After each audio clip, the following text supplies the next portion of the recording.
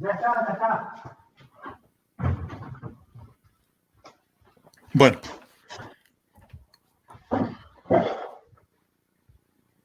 Una vez más, ahora sí, Fidel, ya estamos ya por si acaso en vivo. ¿Me escuchas bien? Sí, te escucho.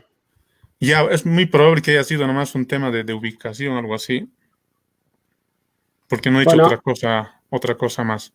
Pero bien, nuestra ciberaudiencia de a poquito van sumándose y de verdad les quedamos agradecidos por la paciencia. Va subiendo esa ciberaudiencia de manera exponencial y eso es lo que realmente a nosotros nos hace sentir tranquilo, pero lo más importante, agradecerles una vez más. No me voy a cansar de agradecerles. Ahora sí, nos está llegando un mensaje que dicen genial, se escucha perfecto, así que vamos a esperar un poquito más que se vaya conectando el resto.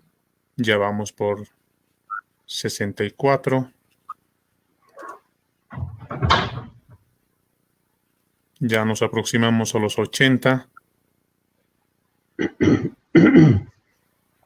Ladri sería bueno que...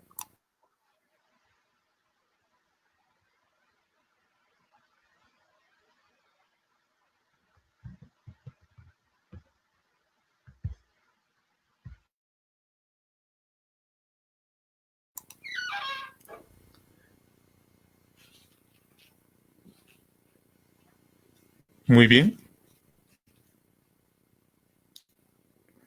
Bueno, qué lindo escuchar a nuestra ciberaudiencia. Se escucha bárbaro. Qué bueno que se haya solucionado. Se escucha súper. Qué bueno poder volverte a escucharte, Fidel. Saludos desde Santa Fe, Argentina. Ayelen, Pablo Meir presente. Silvina Sotomayor. Ya se escucha, qué bien. Y nuestro director de la carrera de veterinaria. Saludo y muchas gracias, Fidel Basqueto. Un saludo por parte de todas las autoridades y toda la comunidad universitaria de la UPEA. Ya hemos sobrepasado, Fidel, los 109, así que estamos recuperando nuestra ciberaudiencia, Fidel, y de verdad no nos queda más que agradecer a toda esa gente que ha estado pendiente y que no se la quiere perder esta charla, y por ello les quedamos agradecidos. Bien, Fidel, ya estamos sobrepasando los 120, estamos confiados en que van a ir de a poquito conectándose. Tal vez podemos esperar un par de minutos más, ¿te parece, Fidel?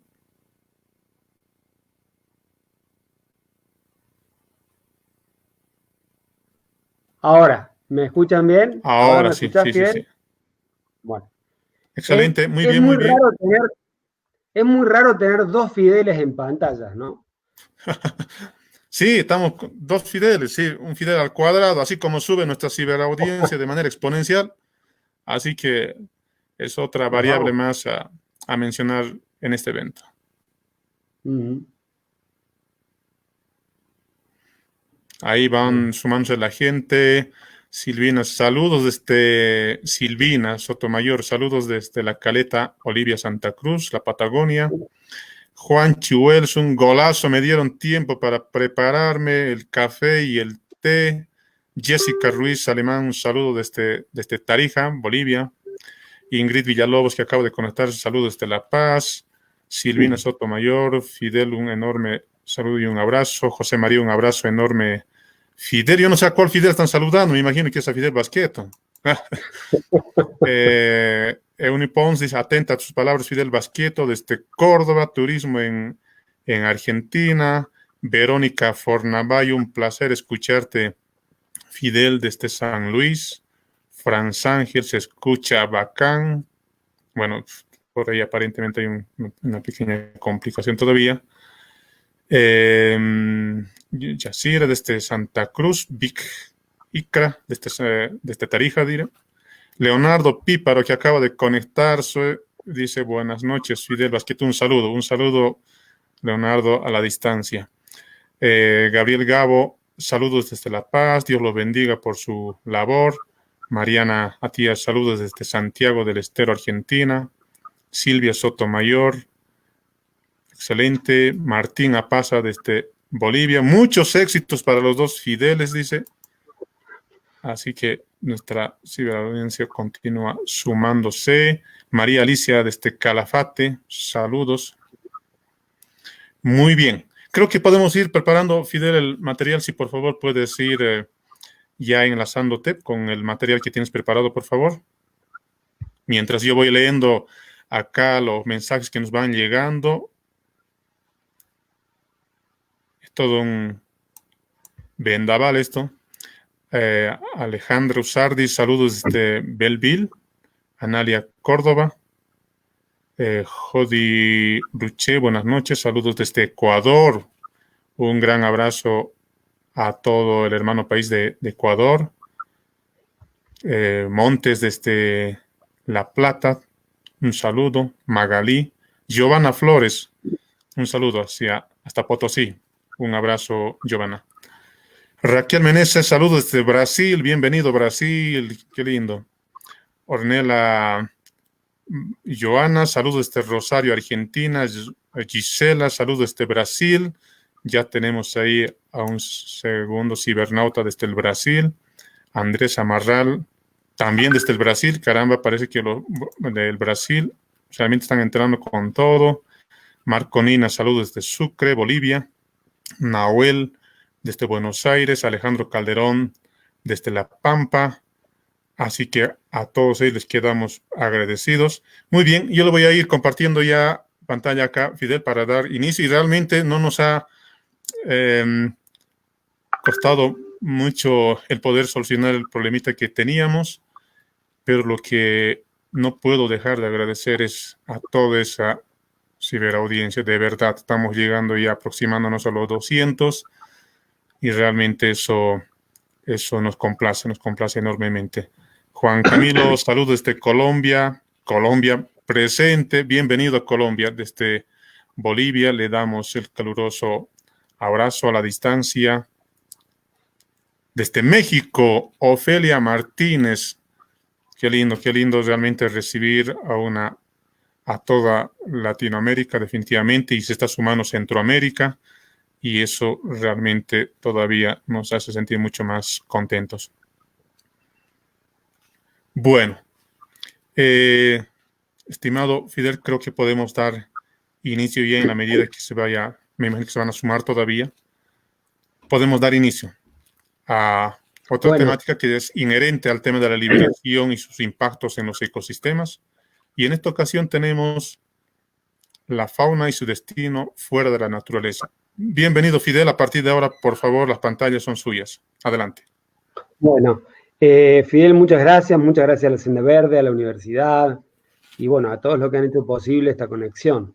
Yo quiero empezar diciéndote que yo no veo, lo único que veo es la presentación, ¿no? No me veo la cara ni te veo a vos, Fidel, ¿sabes? No hay mucho para ver en cuanto a mi cara, pero digo, está todo bien así. Está saliendo todo bien. Adelante, por favor. Y como yo estoy acá en los controles, a usted sí le estamos viendo en pantalla y nos van asegurando algunos también que está todo bien. La ciberaudiencia lo está pudiendo en este momento ver tanto con la presentación y la imagen. Fidel, adelante, por favor. Fantástico. Bueno, es un poquito complicado hablar después de las tres personas que me precedieron, porque en realidad es como que han dicho muchas de las cosas que probablemente hay para decir en este tema.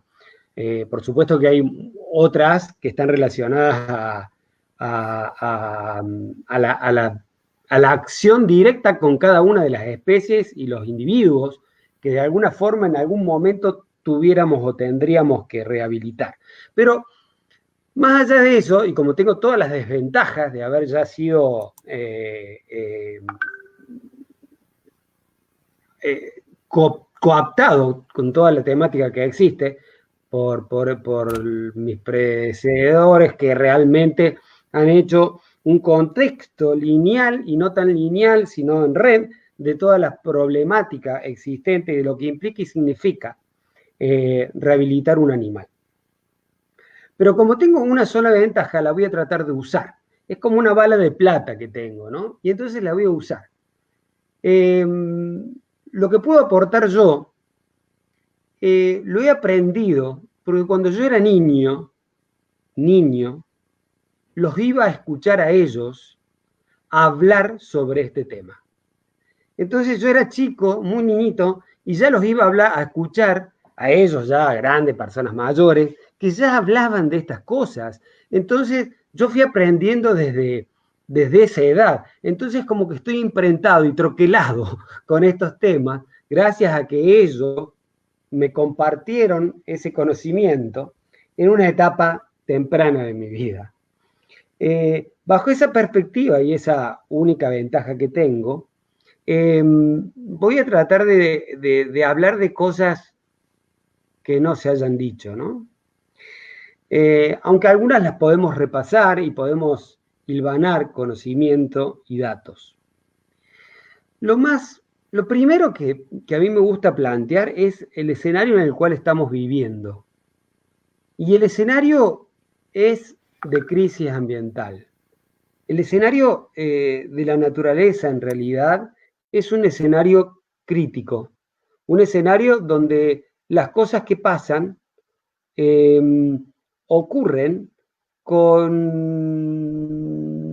todo un arsenal de cuestiones que superan muchas veces las cosas que nos podemos imaginar. Y en todos los continentes sucede. Nuestro continente latinoamericano, pues estamos escuchando gente que nos está escuchando, o sea, recién cuando Fidel hablaba de que hay gente desde México hasta Calafate y Caleta, Olivia, o sea, desde la Patagonia, Argentina, hasta el norte de Latinoamérica, estamos tratando de entablar un vínculo de conexión con esta temática, y en todos los países es probable que puedan pasar hechos similares. Y acá estamos viendo cosas que pasan en África, en Asia y en otros continentes, ¿no? En esa realidad y en esta cuestión que lamentablemente nos ocurre en día a día, el diagnóstico es complicado. El tema del diagnóstico a mí me toca de lleno por una cuestión de mi profesión. Y el diagnóstico está por todos lados complicado, porque es directa nuestra acción o indirecta. Y la indirecta muchas veces es más masiva incluso que la directa. En estos casos, por ejemplo, estamos viendo acá que las acciones serían indirectas, y cuando se hace una caza con Z de un animal es más directa, ¿no es cierto? Pero fíjense en estas indirectas, como las contaminaciones, y después el tráfico, que ya incluso empieza a ser complicado porque se hace a la luz del público, en las redes. Entonces la fauna empieza a ser un bien comercializable y comercializado y manejado de una manera espantosa. Estas cosas se van corrigiendo, o sea, salen las acciones y hay un montón de gente que trabaja para que estas cosas de alguna forma vuelvan a su carril y que no existan redes que estén cometiendo ilegalidades, porque esto no es solamente ilegítimo, esto es ilegal. Entonces, cuando uno tiene el contexto de lo ilegal y lo ilegítimo en las vidrieras, a uno se le exacerban la sangre, ¿no? Pero nosotros, en el transcurso de todos estos años para atrás, hemos visto vidrieras reales, no virtuales, sino vidrieras con animales a la venta. Y esas vidrieras que comercializaban animales de la fauna en forma ilegal, por muchos años en las ciudades grandes existieron, ¿no? Y empezamos con una sentencia terrible. El 80% de los animales decomisados en el tráfico de fauna silvestre muere lejos de su hábitat natural, reza una consigna terrorífica. O sea que una vez que se decomisan los animales, suponiendo que se logre decomisar en el tráfico de fauna silvestre, ese 80% va a morir lejos de su hábitat natural. Va a morir en ese momento, va a morir en el decomiso, va a morir días después, o a lo mejor años después. Pero aún así no va a haber vuelto a incorporarse a su ecosistema. Como decía ayer, creo que Gustavo, hay veces que hay animales que se mueren y su muerte es evidente, pero hay otros que se mueren ecológicamente. Y la muerte ecológica genera un retroceso en el contexto evolutivo de ese individuo de lo que podía aportar a su especie. Entonces, con esta sentencia drástica, podemos comenzar la charla. Pero antes de empezar, voy a tratar de hacer un reconto de unas analogías que mi formación en salud y en salud pública me llevó a reflexionar, ¿no? Vamos a tratar de ver, para poder hacer una lectura de referencia de salud pública incluso, para que podamos establecer contactos y analogías, ¿no? La salud se puede empezar para alcanzarla haciendo promoción de salud, o sea, promoviendo la salud. Luego de la promoción, podemos intervenir haciendo prevención de salud, o sea, previniendo o tratando de que la salud sea un bien preciado antes de llegar al problema de la enfermedad. Por ejemplo, colocando una vacuna. La promoción de salud es advirtiendo, dando pautas de manejo. Pero después nos encontramos con que la salud se cae. Entonces empieza a aparecer lo que se llama el asistencialismo, o sea que hay que asistir al enfermo. Ya no tenemos un individuo sano, sino que tenemos un individuo enfermo que hay que tratar de devolverle la salud. Entonces, estamos ahí, ¿no? En ese proceso, promoviendo la salud, previniendo la salud y atendiendo al enfermo ya. Y luego, de esta historia lineal, aparentemente, nos puede quedar un paciente con distintas consecuencias. Y veámoslo en la salud humana, esto si queremos, ¿no? Para hacer un contraste bien marcado. Un paciente con distintas consecuencias. Bien, vamos para lo que nos toca, el tema que nos compete. La promoción de la salud es prevenir las capturas. Si nosotros promocionamos salud y establecemos pautas de comportamiento para que de alguna forma establezcamos que la promoción de la salud es lo más importante en este caso que nos compete es prevenir las capturas. Porque habíamos dicho recién que una vez que se captura un animal y aún se decomise, el 80% de esa fauna ya no va a volver a su casa. Entonces, no hay duda que lo primero que tenemos que tratar de hacer es prevenir la captura. Es muchísimo más económico que todo lo demás. Y aparte de eso, es muchísimo más seguro que realizar todo el proceso de rehabilitación y lo que significa una liberación consensuada, concienzuda y seria, responsable, noble y digna. Para prevenir las capturas, debemos prevenir el tráfico ilegal, que sería la prevención de la salud. Hay que prevenir el tráfico, o sea que tampoco se debieran comercializar, no solamente capturar sino transferir. Y luego, cuando ya en todos estos procesos vamos perdiendo fuerza, perdiendo opciones de solucionar el problema con el individuo, tenemos la posibilidad de rescatarlo. Y acá recién entramos en el contexto de rescate, cuando en el rescate tenemos que entender lo que decíamos en un principio. Desde aquí en adelante ya el 80% va a quedar en el camino, por lo menos desde el punto de vista evolutivo. Y luego, suponiendo que los rescatemos, suponiendo que los rehabilitemos, esa rehabilitación incluso puede llegar a quedar con un individuo con distintas consecuencias, como el paciente de arriba, humano, que se hablaba de un paciente con distintas consecuencias. Bueno, esta analogía que la podemos utilizar, la podemos profundizar un poco más. En una persona que estamos con un paciente en asistencialismo tratando la enfermedad, puede haber una cura definitiva. Pero también puede convertirse en un enfermo crónico con lesiones. Estamos pensando ahí en un contexto humano, ¿no? Y después, si no podemos lograr la cura aún con lesiones, es probable que nos encontremos con el fallecimiento de esa persona. Bueno, en la vida silvestre y en toda esta historia que hay desde que es capturado un animal, nosotros nos podemos encontrar la cura definitiva, y bueno, la cura definitiva sería la liberación. Si nosotros liberamos el animal es porque hubo una cura definitiva de todo lo que implica la cura definitiva, que lo vamos a ver en el camino más allá de todo lo que vimos en las 3 charlas anteriores.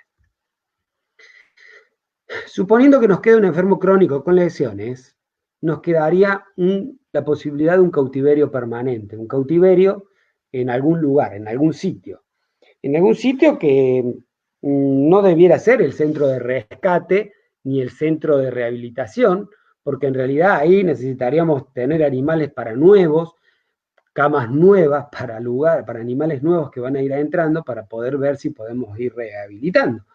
Ese cautiverio permanente generalmente podrían llegar a ser los establecimientos que manejan fauna en condiciones controladas con exhibición, llamados generalmente zoológicos, y que es una palabra que, si bien hoy está un poquito bastardeada, nosotros tenemos que encontrarle un funcionamiento digno y noble a esa institución. Y como decía ayer Enrique, estos animales enfermos, crónicos, con lesiones, viviendo en un cautiverio permanente, se podrían convertir, él los establecía como a animales docentes. En otras instituciones, como el Zoológico de Buenos Aires, en el Ecoparque actualmente, se los denomina animales embajadores. Más allá del nombre, no hay duda que la función que tienen es venir a contarle a la gente en las ciudades lo que les está pasando en la naturaleza, y que la vida en la naturaleza no les está yendo bien, no les está siendo fácil, no les está siendo potencialmente potable para seguir su proceso evolutivo. Y si no podemos liberar, no podemos rehabilitar, el cautiverio tampoco nos sirve, no llegamos a eso, porque no podemos, porque el animal de alguna manera deja la posibilidad de la vida al camino de la muerte como individuo. Quizá el cautiverio permanente, ya hubo una muerte ecológica ahí, y es aún esa muerte ecológica. ¿Por qué? En este caso, porque de alguna forma esa muerte puede servir, esa muerte ecológica, pero la sobrevida de ese animal puede llegar a generar la permanencia de sus genes. A través, fíjense el ejemplo que puso Claudio, con el lugar este de Rosario, con creo que era Tito Álvaro, que mencionó de la lechuza xinalas, pero que logró reproducirse.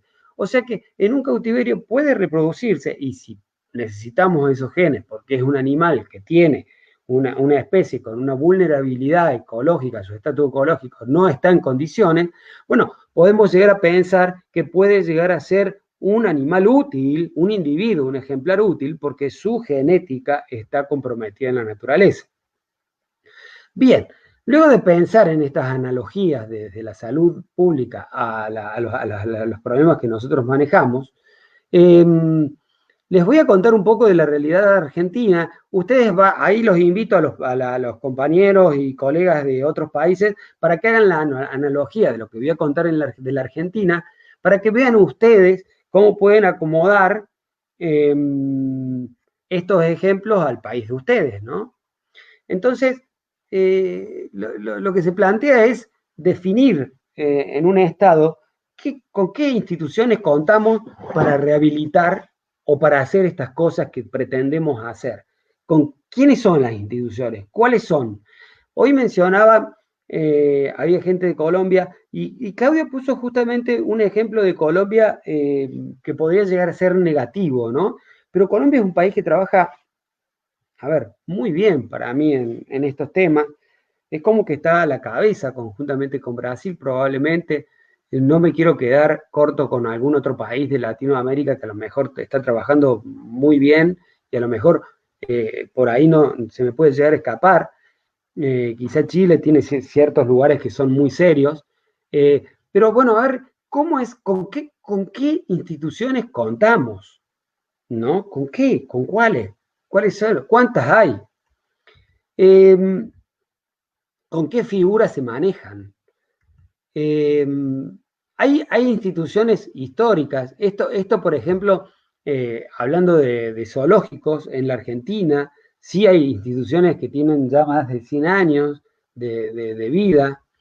Eh, y luego ahí, acá en Argentina, por ser un país federal, nosotros tenemos una racionalidad de que cada provincia, estado provincial, maneja su recurso y su recurso de fauna. Pero no quiere decir eso que todas las provincias tengan instituciones para manejar este tipo de problemas. Y ahora sí, fíjense que hay provincias que están cerrando sus zoológicos por deficientes, por un montón de cuestiones que no viene al caso ahora, pero que de alguna forma son las instituciones que tendrían de resguardo para atender estas cosas y que cuando no las tengan se van a lamentar. Se van a lamentar porque en realidad nos vamos a quedar sin las instituciones que pueden solventar que en el futuro tengamos estas cosas y podamos trabajar de una manera funcional y estructuralmente mejor. Ahora, ¿quién controla estas instituciones? Las mismas direcciones de fauna que de alguna manera requieren de estas instituciones para depositar sus decomisos, que muchas veces lo hacen con mucho costo, ¿no? Con mucho costo de neurona, de trabajo, de idea, de pensamiento, porque hay veces que hay que trabajar con gente que es complicada y hay muchas direcciones de fauna que trabajan muy bien, pero después de hacer el decomiso, no termina el problema. Una vez que se hace el decomiso, el problema comienza. Y ahí está una cuestión que está relacionada a la problemática de todo esto. Cuando empezamos con todas estas cuestiones de talleres de discusión, miren, les voy a mostrar dos donde empezamos a hablar de estas cosas. Yo era un niño oyente en todo esto. Mire, estamos hablando del año 94. Les voy a contar el segundo taller nacional de reintroducción y translocación de fauna silvestre que ocurrió en Mendoza, allá en ese diciembre del 94. Yo me acuerdo que una persona que era director de la estación de cría de animales silvestres de Lecas, llamado Bruno Carpinetti, en un momento dado del encuentro me dijo, si tenés correo electrónico, te lo mando por correo electrónico. Miren, para que entendamos los tiempos que estamos hablando, yo lo miré cuando él me preguntó si tenía correo electrónico, cual los niños de, no sé si me acuerdo si eran en Jujuy o en Salta, cuando un presidente argentino dijo que íbamos a volar a la estratosfera y de la estratosfera nos íbamos a trasladar a Japón. Bueno, la cara de esos niños de esa escuela debe haber sido igual, idéntica a la cara mía cuando me preguntó si tenía correo electrónico. No sabía lo que era. Bueno, 3 días después tuve correo electrónico, apenas volví a Córdoba lo tuve. O sea que estoy hablando de los primeros días de diciembre del año 94, pero en aquel tiempo ni eso ya no era común. Esto que estoy acá sacando es una imagen de folletos de papel. Existían, era esa historia, que hay mucha gente que no la vivió, ¿no? Pero esta era la época donde empezamos a establecer, y ¿saben qué? Creo que muchos de los que estábamos ahí creíamos que con esto íbamos a cambiar el mundo. Somos prehistoria que tendrá el futuro, somos los anales remotos del hombre. Estos años son el pasado del cielo. Estos años son cierta agilidad con que el sol te dibuja en el porvenir. Son la verdad o el fin. Son Dios. Silvio Rodríguez, me dibuja esto para entender que cuando creíamos que íbamos a cambiar el mundo a través de la rehabilitación y la liberación de fauna, como muchos hoy están creyendo también, y empezamos a aprender, y cada vez, cada día y cada hora que aprendíamos, nos dábamos cuenta a cada paso que las dificultades eran más grandes y que para trabajar seriamente en estas cosas, teníamos que ser muy nobles y muy cautos. Cautos. El principio de cautela era el que tenía que empezar a resurgir en nosotros y que no tenía que haber esa inspiración inicial que tuvimos, que Claudio lo dijo en un momento dado de su charla, esa inspiración inicial que indicaba que todo lo que podía ser rehabilitado iba a ser rehabilitado e iba a ser liberado. Y después nos encontramos con que eso era realmente una utopía, ¿no? Bueno, veamos. ¿Qué es rescatar? Lo vimos ya, y está muy interesante que ya lo hayamos visto porque a mí me ayuda el generar cuarentena. Y cuando generamos un área de cuarentena, ayer Enrique la puso en duda la cuarentena y a mí me va a gustar que apliquemos una cuestión de conocimiento acordado con el contexto de área de cuarentena. Al menos en Argentina, les voy a contar algo. Hay pocas instituciones en la Argentina que tengan área de cuarentena. O sea, si ya es difícil con cuarentena, imaginémonos lo que debe ser hacerlo sin cuarentena. Y la cuarentena no es solamente una cuestión estructural, es una cuestión fisiológica, por decirlo, funcional, o sea, de funcionamiento, ¿no? De funcionamiento. Tiene que haber un contexto de estructura y de función para definir un área de cuarentena. Más allá de todas las cosas que se realizan ahí adentro, estas cuestiones tienen que estar muy discutidas. Yo no me voy a detener, salvo que tengamos tiempo. Pero fíjense que generalmente hablamos de rescatar, rehabilitar y liberar. Ese es el camino lineal que creemos habernos inventado. Y esto no es un camino lineal en primera instancia, es un camino bastante sinuoso y bastante en red. A mí siempre, cuando yo veo las cosas, las trato de ver en red, si no se me pergenian en una línea conductual recta, que muchas veces las líneas conductuales rectas son muy lindas para llevarlas a los papeles, pero en la práctica se desenvuelven. Lo que pasa que nos queda por ver cosas que están faltando en este espacio que va de rescatar a rehabilitar. Una vez que los rescatamos a los animales, empezamos a entrar en un mundo que comienza la película. Entonces el rescate implica que después tengamos que valorar ese animal. Y la valoración tiene dos implicancias, que la puedo hacer a la vista y en primera instancia hacia la vista, ¿no? A ver, la valoración, sobre todo, a ver, acá me parece que el veterinario es muy importante, casi diría indispensable, pero la valoración, y también a lo mejor si el veterinario tiene solamente formación clínica y no formación naturalista o biológica, porque el valorar tiene dos significancias, la valoración clínica para ver si realmente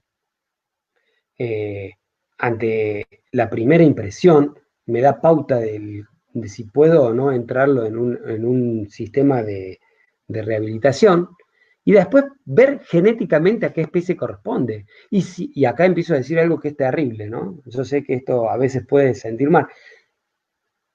Rehabilitar, liberar, monitorear, es un proceso y caro en plata, en recursos, es caro.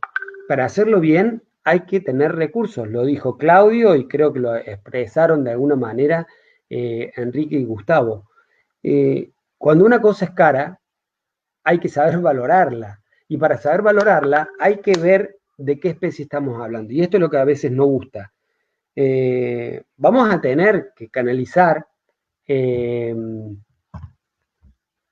las fuerzas y las energías, canalizarlas a las especies que de alguna manera la naturaleza nos está pidiendo que actuemos porque están amenazadas o hay algún grado de amenaza. No podemos, a ver, y voy a decir una cosa triste, no puedo realizar un proceso de rehabilitación en una especie exótica, por ejemplo. No puedo. No puedo realizar un gasto energético en rehabilitar en una especie que tenga cupo de extracción, que tenga, lo vamos a ver eso. O sea, hay animales que algunos estados permiten su captura, ya sean para caza, para piel, para cuero, para carne, para lo que sea, para caza comercial o para caza deportiva.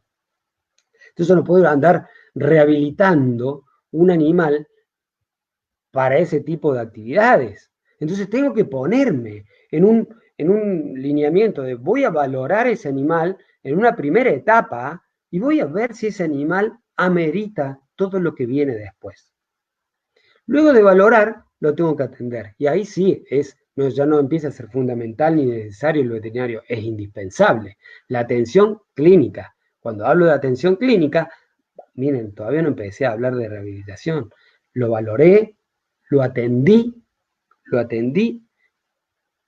desde el punto de vista de la atención clínica, donde voy a hacer las valoraciones suficientes para determinar que ese animal está en condiciones de ser, ¿qué? ¿Rehabilitado? No, derivado. Derivado. ¿Y por qué derivado? Porque yo lo voy a derivar de acuerdo a lo que valoré en una primera etapa.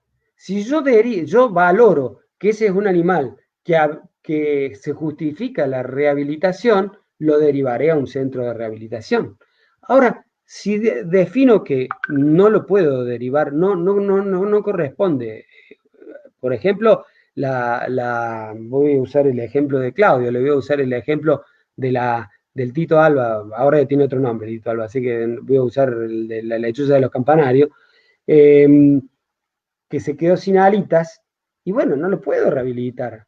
Entonces ya está condenado. ¿A dónde? Está condenado a otro lugar, ¿no es cierto? Probablemente al cautiverio permanente. Ese cautiverio permanente no tiene que ser innoble, no tiene por qué ser innoble. Tiene que ser un cautiverio permanente digno, donde el proceso de bienestar animal esté totalmente aceitado. Ahí están los desafíos, ¿no? Estos son los desafíos que se vienen. No es una cuestión a veces irracional este tipo de reflexión. Tiene que ser muy reflexiva y muy racional. Ese cautiverio permanente es la opción antes de la opción más triste, que sería la eutanasia. O el sacrificio, como dijeron en un momento dado, que no es lo mismo, pero es igual. Es lo mismo. Nada más que la eutanasia nos obliga a que sea piadosa y compasiva. Ahora bien, podemos derivarlo no al cautiverio permanente, podemos derivarlo, si existiera y si la especie lo ameritaría, a un centro de rehabilitación. Y ahí sí, empezaríamos con todo el proceso de rehabilitar. Rehabilitar para intentar y ver si lo podemos liberar. Si es exitosa la rehabilitación, si llegara a ser exitosa la rehabilitación con todas las cuestiones que ya hablaron mis compañeros anteriores, puedo llegar a pensar en una liberación. Si es exitosa la rehabilitación, puedo pensar en una liberación. Pero para llegar a la rehabilitación, fíjense los procesos que pasé. Y me dije, sí, vale la pena. Pero aún así, valiendo la pena, porque físicamente está en condiciones, conductualmente está en condiciones y ecológicamente es una especie que amerita la rehabilitación, luego la rehabilitación puede llegar a ser exitosa o no. Entonces, ahí vamos a ver, si es exitosa, la paso a un proceso de liberación. ¿Qué proceso de liberación existen? Hay varios tipos, varias formas, ¿no? La liberación es un acto que va a tener que ver con la relación definitivamente del lugar a donde la voy a derivar, la voy a liberar. Esa liberación, si es una especie que se extinguió, va a ser una reintroducción, puede ser una devolución a un lugar donde no se ha extinto y quiero ingresar genes nuevos a esa población. Pero ahí ya tenemos que ver un montón de otras cosas que tienen que ver con el ambiente, y no solamente con el ambiente, sino con los animales y los animales de su especie que viven en ese ambiente. Y no entramos en la parte sanitaria y en el contexto del animal como un ecosistema. Como nos contaba ayer Enrique, y como tengo mis estudiantes de testigo, siempre lo digo en clase, ¿no? El individuo no es un individuo, sino que es un ecosistema, y un ecosistema que vive adentro de otros ecosistemas. Pero más allá de eso, hay animales que cuando son liberados en un ambiente, los mismos individuos de ese ambiente, de la misma especie, perdón, los individuos de esa misma especie pueden rechazarlo, produciéndole la muerte instantánea, ¿no? Instantánea. Miren, los animales más mansos que se les ocurran, los más mansos que se les ocurran, pueden convertirse en animales extremadamente agresivos cuando son territoriales. Un ejemplo, el carpincho, el capibara, Hydrocoerus hydrocoerus, ¿no? Ustedes, bueno, porque en cada país se puede llamar de alguna manera. Es un animal retierno, pero liberen un animal en un ambiente territorial, liberen un carpincho, un capibara, en un animal, en un territorio donde ya hay capibaras, carpinchos viviendo. Y esperen los resultados. Esperen los resultados. Es complicado esto. Esto es. La naturaleza no es un paraíso. La naturaleza es, desde el punto de vista del paisaje, una cosa bellísima, pero ahí están ocurriendo procesos evolutivos constantes. Lo único estable que existe en la naturaleza es el cambio constante. Y ese cambio constante implica reacciones a cada acción. Y liberar un animal es una acción muy complicada para un ecosistema. Y si ese ecosistema no está preparado para acceder a ese individuo, es probable que el ecosistema destruya a ese individuo, que miren todo lo que nos costó realizar esa liberación, ¿no? Entonces, es todo un proceso de prueba y error. Ahora, ¿qué pasa? Lo que decimos, ¿quién estudia el ambiente receptor? ¿Quién está preparado para estudiar el ambiente receptor?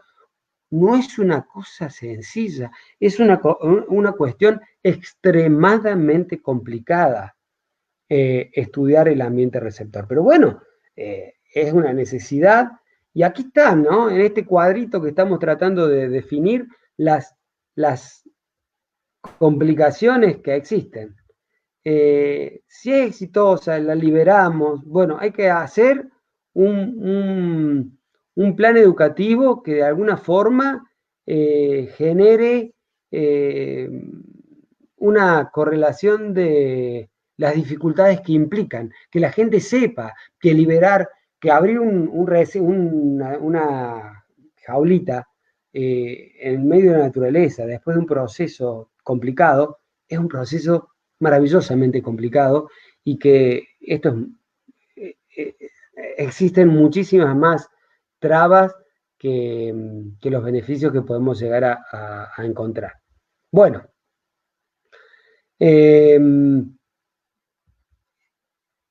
por todo esto se requiere un triage donde entendamos que es definitivamente importante delimitar a qué especie le voy a dar prioridad, a qué individuo y de qué especie. Cuando haya una valoración de ese animal, cuando haya un entendimiento de esa especie y cuando haya una necesidad de la naturaleza de esos genes, ¿no?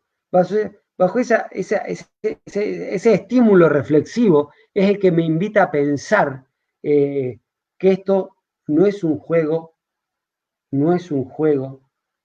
y menos aún no puede estar en manos de al menos gente sin preparación en la temática, ¿no? No quiero decir gente irresponsable, pero sin preparación.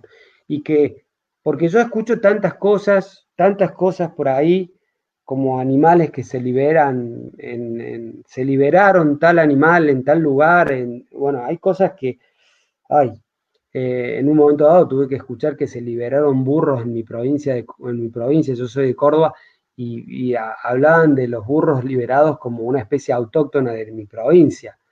Y la verdad que no tenemos, al burro no es una especie autóctona de mi provincia, en Córdoba, Argentina.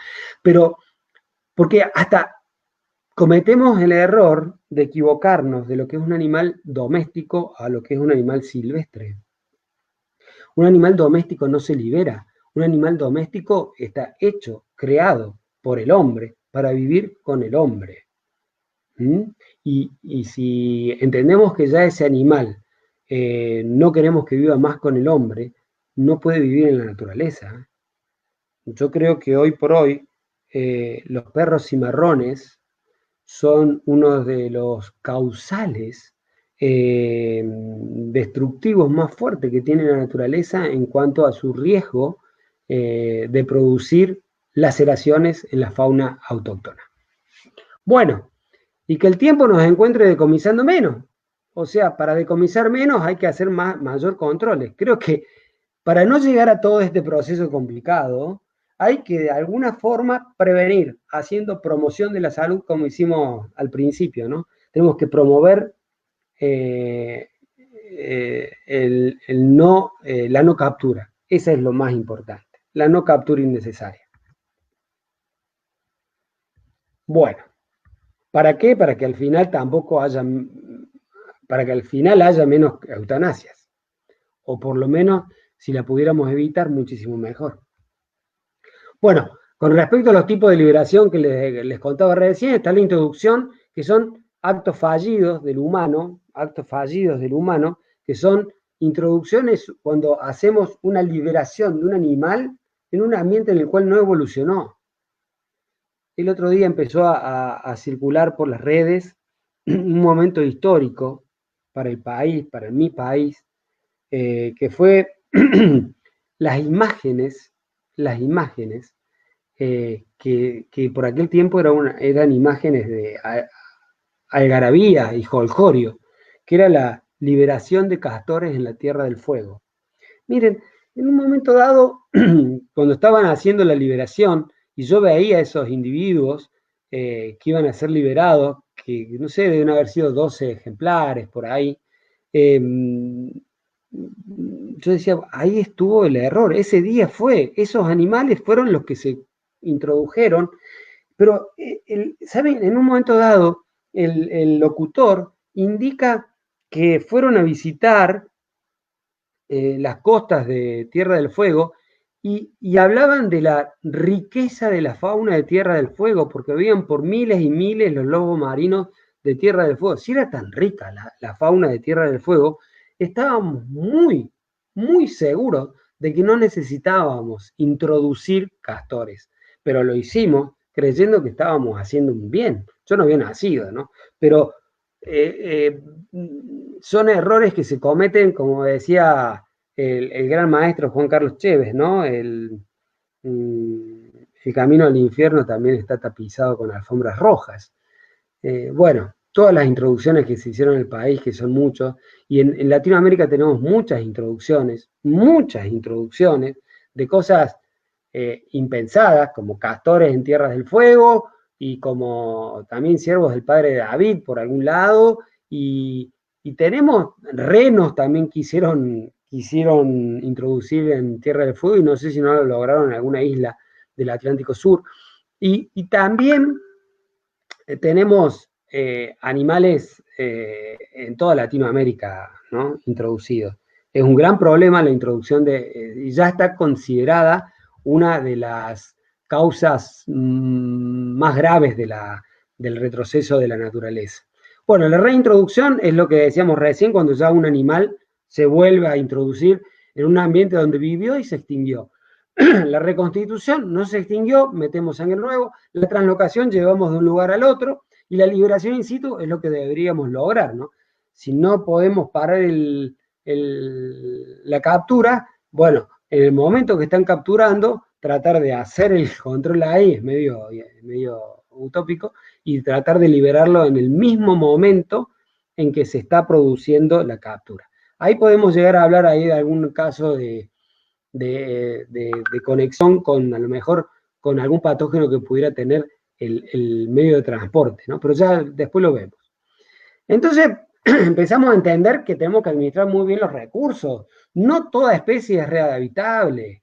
Es una pregunta que la hago, pero yo la tengo respondida. No toda especie es rehabilitable.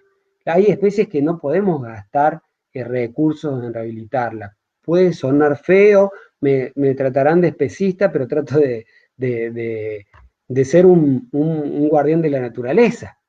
Un guardián de la naturaleza. Y como guardián de la naturaleza,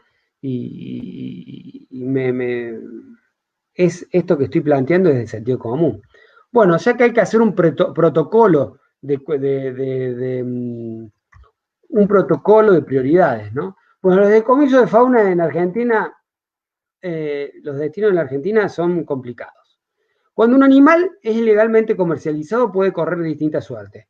Que sea vendido y permanezca ilegalmente durante toda su vida como animal de compañía, ¿no? Existen loros, por ejemplo, que han vivido 50 años en cautiverio en la casa de alguna persona, y que pasaron hasta de generación en generación. O que sea decomisado por la autoridad competente, o que fallezca. Cuando pasa el segundo punto, que es decomisado por la autoridad competente, y el decomiso es el destino, ¿cuál es el destino de ese animal? ¿Cuál es el destino? Generalmente las autoridades de aplicación no cuentan con un sitio apropiado para actuar. Estamos hablando en general y en la Argentina. Guarda que, por ejemplo, en Colombia tienen los CAPS, que son los centros de valoración y atención y derivación de animales muy serios y muy responsables, pero que se han encontrado con una suma de animales, porque claro, la biodiversidad colombiana es numerosísima en cantidad de especies y en cantidad de ejemplares, y hay CAPs que sé que están entrando, de acuerdo a lo que me contaban mis colegas, 6.000 ejemplares por año, creo. O sea, es un número muy cuantioso, y que de alguna forma, si no se derivan, empiezan a producirse capacidades de carga, de sobrecarga, y suceden hechos que no debieran suceder, ¿no? Bueno, el problema es que no solamente no hay sitio apropiado, no hay alojamientos adecuados, no hay protocolos de cuarentenas concretos, ni de valoración, ni de atención de fauna. Bueno, pero suele suceder el decomiso y la liberación espontánea sin que existan ninguno de los procesos de los cuales hemos hablado recién. Y esto es un problema gravísimo. Es un problema gravísimo porque acá está, me va a servir lo dicho por Enrique, el contexto del individuo ecosistema, que yo puedo estar exponiendo el ecosistema a algún microorganismo que esté trasladando el animal que estoy liberando espontáneamente. Y muchas veces me han dicho, nunca pasa nada, no hay que ser tan exagerado, no hay un montón de cosas, me dicen, ¿eh? Me han dicho en transcurso de estos 28 años que hice mi primer curso ¿cómo se llamaba esto? No me acuerdo, que de guardafauna provincial. La exageración, lo que pasa es que si uno no monitorea, nunca puede hablar de que no sucede nada. Si no estoy monitoreando, nunca voy a saber qué sucede. Esto es como monitorear un paciente. ¿Está bien o está mal? Si no sé, si no tengo ni la presión ni la temperatura, ¿cómo voy a saber? Por la vista, puedo hacer una inspección ocular, pero la inspección ocular en un ecosistema es complicado, ¿no? Si no hago el seguimiento del individuo liberado. El decomiso puede suceder también el decomiso y el traslado a un sitio donde se maneja fauna en condiciones controladas. Bueno, eso podría llegar a ser. Su decomiso y traslado a un centro de recuperación, que sería lo más interesante siempre y cuando haya pasado por todos los otros pasos. Y en lo de condiciones controladas, que también es un centro de recuperación, pero ahí plantea donde sería un zoológico ya, ¿no? Donde ya no se puede liberar el animal, o sí un zoológico que tenga algún plan de reconversión, de reconstitución, de rehabilitación de la fauna con complejos problemas, ¿no? Y hay muchos zoológicos, muchos, hay algunos zoológicos que están de alguna manera generando algún comportamiento hacia ese perfil, porque en realidad ante la carencia de los estados, de estas instituciones que puedan rehabilitar fauna, y bueno, es como que toman la bandera que no les corresponde, pero que pueden ser como portadores de algunas soluciones transitorias en estos temas, ¿no? Bueno, lo que hablábamos de la liberación espontánea, tienen que ser animales que hayan sido decomisados al mismo tiempo y espacio donde fueron capturados, y no decomisados de un establecimiento comercial, por ejemplo, ¿no? Bueno, si son decomisados y trasladados a un zoológico, tenemos dos opciones. Uno que sea uno o poquitos ejemplares de una especie con interés en la exhibición. Y la otra que sean varios individuos de la misma especie sin carisma para la exhibición. Suponiendo que son pocos o uno que haya interés en la exhibición, puede ser que sobreviva porque hay un interés y porque es un poco ejemplares. Pero también pueden existir o suceder que el decomiso provenga de una casa de familia donde el animal se encuentre antropizado y su conducta sea complicada y con un problema de aclimatación al nuevo hábitat. Entonces, eso también puede llegar a ser complicado. Bueno, los zoológicos generalmente no cuentan con la cantidad necesaria de recursos humanos, muchas veces para atender a su plantel, y difícilmente se entregue la energía necesaria para actuar ante esta contingencia. Pero bueno, hay muchos que ponen muchísima buena voluntad y hacen lo que pueden para tratar de subsanar toda esta problemática, ¿no? Pero fíjense que los zoológicos de Argentina, salvo honrosas excepciones, hay algunos que tienen un área de cuarentena como Temayquén excelente, pero generalmente no la tienen, y bueno, tampoco hay protocolos pactados básicos para cuarentenas de distintas especies. Es complicado el tema cuando no existen las instalaciones ni la funcionalidad para el tema, ¿no? Por todo esto, el pronóstico es medio infausto. Pero también podríamos pensar en un traslado a un centro de rehabilitación, sabiendo lo que significa la rehabilitación, porque lo vimos ayer con Gustavo. Pero el primer paso es irreductible, la valoración clínica y ecológica, lo que dijimos en el primer proceso y en la diapositiva inicial. Si todo esto no es así, concluimos diciendo que son más significativas las carencias estructurales y funcionales que las existencias de estas instituciones en la Argentina. O sea que estamos complicados. Eso es triste, pero es un diagnóstico y que tiene tratamiento. Entonces, lo importante es hacer el diagnóstico y ser nobles y ¿cómo decirlo? Nobles y sinceros a la hora de hacer el diagnóstico. Bueno, entonces volvemos a decir, ¿rehabilitar qué? ¿Para qué? ¿Podemos rehabilitar cualquier cosa? No, porque no tenemos recursos para todo. Entonces tenemos que tener dos miradas, la individual o la poblacional. Lo hemos visto ya en las otras charlas. ¿Hay estado de amenaza? ¿Hay un grado de salud general del individuo? ¿Hay carisma y posibilidad de generar educación a través de esa especie? Por si puede, si tiene que ir al cautiverio. Son todas cosas que tenemos que evaluar y reevaluar a la hora de ponernos a pensar en una rehabilitación seria y concienzuda. Nuestro sistema es un país federal. Las autoridades de aplicación del recurso fauna son las provincias.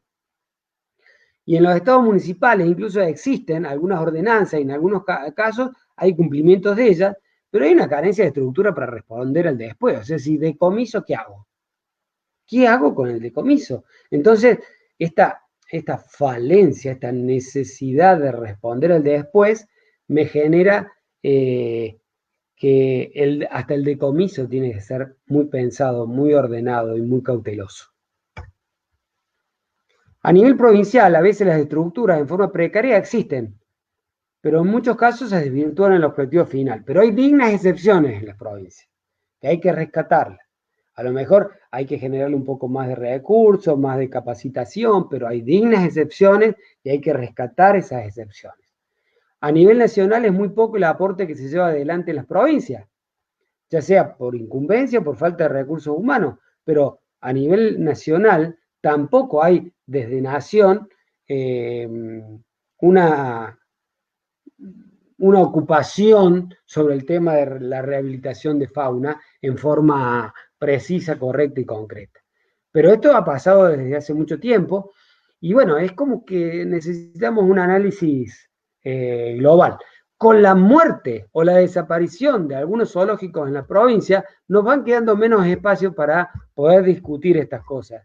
O sea que qué importante sería que las autoridades provinciales y nacionales se junten a debatir estos problemas, porque fíjense esto, los zoológicos que se transforman en centros de atención y valoración de fauna, porque no existen los centros de atención y valoración de fauna, o incluso lugares donde de alguna manera se decomisaban de las provincias, se decomisaban los animales incautados, e iban a parar a una trastienda, a un backstage de algún lugar donde tenían lugar para poner en jaulas precarias, en recintos precarios, los animales que se iban quedando ahí y no se podían liberar por distintos motivos.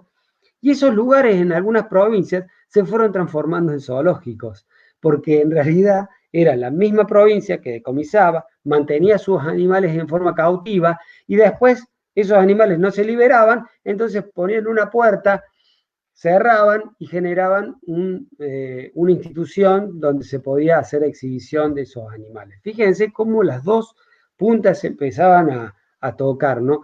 Y bueno, esta es la racionalidad no resuelta. El Estado Nacional tampoco cuenta con una estructura para generar un destino final digno, como decíamos, y generalmente los animales terminan en zoológicos. Y en los zoológicos se hace lo que se puede, en general no se cuenta con centros de rehabilitación, en general en las provincias, en la estructura del país, por parte de los estados, pero como decíamos, salvo algunas excepciones. Y en realidad tendríamos que empezar a pensar de establecer las especies necesarias que requieren rehabilitación de acuerdo a las provincias y estructurar un concepto de avanzada en el tema, ¿no? Esto es sincerar el diagnóstico, sincerar el diagnóstico y realizar un tratamiento acorde. Con un diagnóstico falso jamás vamos a hacer un tratamiento coherente. Y esto es muy duro lo que digo, pero si no hago el diagnóstico concreto de decir qué es lo que me está pasando en mi provincia, jamás voy a hacer un tratamiento acorde, o sea, de lo que necesito hacer. Tampoco puedo pensar que puedo rehabilitar todo como lo dijimos en una primera etapa. La rehabilitación es un mecanismo que cuando se hace bien es caro. Por lo tanto, sin pecar en nihilismo forzado, debemos prevenir antes que curar. Miren, la base de las medicinas, ¿no? Nos entra acá muy bien para ejemplificar esto. ¿Cómo establecer que una especie amerita rehabilitación. Bien, fíjense esta paradoja, ¿no? La paradoja. La casuística de captura y comercialización. O sea, cuanto más captura hay y más comercialización hay, cuanto a la importancia de la especie en cuanto a su grado de amenaza, o sea, ¿cómo establezco yo el hecho de que amerito o no la rehabilitación de esa especie? ¿Su población en la naturaleza tiene problemas? ¿Tienen cupo de extracción? Lo que decíamos recién, ya directamente, ¿tienen cupo de extracción? Yo no voy a rehabilitar un animal que después me lo va a ir a capturar una persona o lo va a ir a cazar porque tiene casa deportiva o por casa comercial. Ahora bien, fíjense que los animales que más se capturan son los que de alguna forma, por lo menos los que más se ven capturados, son los que de alguna forma menos problemas tienen en la naturaleza, porque son más fáciles de capturar. Entonces, son los que más poblaciones hay. Entonces, si son los que tienen más poblaciones, por ahí habría que ver que la atención, y esto yo lo llamo la terapéutica de la conservación, la atención no es rehabilitar, sino atender la captura. Esto es interesantísimo. Yo creo que algún día voy a tener que empezar a pensar más esto y escribirlo, porque la terapéutica de la conservación, yo no puedo hacer conservación siempre de la misma manera. Cada patología y cada especie de alguna manera requiere de un tratamiento específico. Entonces, si un animal, vamos a ver, Chelonoidis chilensis, en Argentina, la tortuga terrestre argentina, es una tortuga que está distribuida desde el norte de mi provincia hasta el límite de Bolivia y Paraguay. O sea que tiene un área de distribución alta. ¿Qué tengo que hacer? ¿Tengo que rehabilitar? No. Hoy esa especie se va a sostener en el tiempo solo si se mantiene el ambiente donde vive y si corto el grado de captura que existe con la especie. No tengo que andar rehabilitando, porque la rehabilitación es muy complicada y no tiene sentido si vamos a seguir destruyendo su ambiente donde vive y si vamos a seguir capturando ejemplares del ambiente. Terapéutica de la conservación. Esta que lo estoy diciendo hoy porque me parece que es un elemento que tenemos que empezar a hablar biólogos, veterinarios, naturalistas, porque es lo que para mí tenemos que empezar a generar especie por especie y en espacio y tiempo, ¿no? Y bueno, hay que ver el carisma que tenemos, que tiene la especie y que tengo yo como individuo, como institución, para definir un plan educativo. Los estudios realizados de rehabilitación, por lo menos en la familia de la especie problema, o sea, que haya algún antecedente. Bueno, entonces, a la falta de estructuras competentes en el tema surge la necesidad de prevenir las capturas ilegales. Y no solamente a la falta de capturas competentes, sino que estoy diciendo que hay tantas necesidades para hacer una rehabilitación y una liberación seria, y es tan caro que lo mejor que hay es tratar de prevenir capturas. Y una cosa tan terrible también es esta, ¿no? Generalmente las provincias fuentes de fauna no son las provincias que requirentes de la misma, ¿no? Esto saben de qué estoy hablando.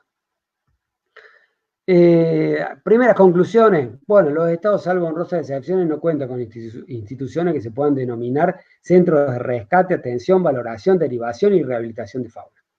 O sea que estamos ante ausencia de estas cosas en general en la mayoría de las provincias. Ante estas realidades se deberían aumentar los controles de captura al menos. Entonces, si no tenemos que serían los hospitales para curar a enfermos, bueno, tratemos de que no se nos enferme. Entonces, ¿qué es lo que tenemos que hacer? Controlar capturas. No tiene que haber capturas. Tenemos que activar ahí el grado de, yo sé que esto no es fácil, esto es un desafío mayor. Bueno, ¿existe un concepto de centro de rescate, atención, valoración y derivación y rehabilitación y liberación de la fauna en Argentina?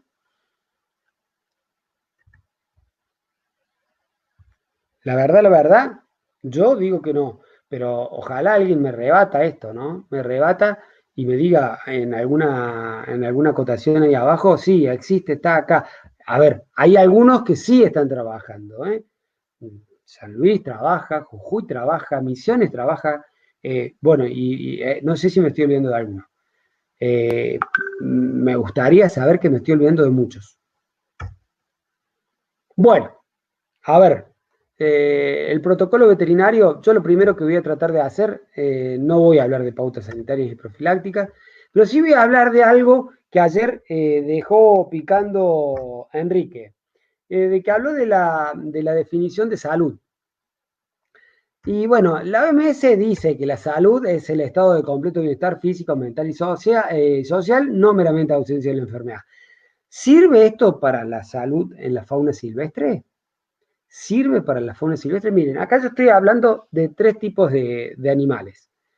Uno, el que está a mi izquierda, el yaguareté es un animal de la fauna silvestre.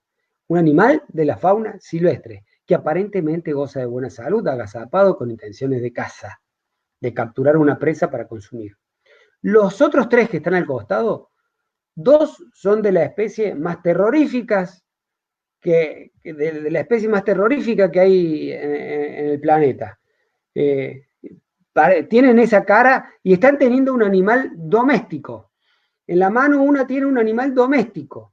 Pero fíjense, esas caritas inocentes es una especie que se ha convertido en plaga en el planeta. Se escapó de su control biológico y que genera un par de cuestiones complicadísimas en el planeta. Y como si fuera poco, domesticó especies silvestres.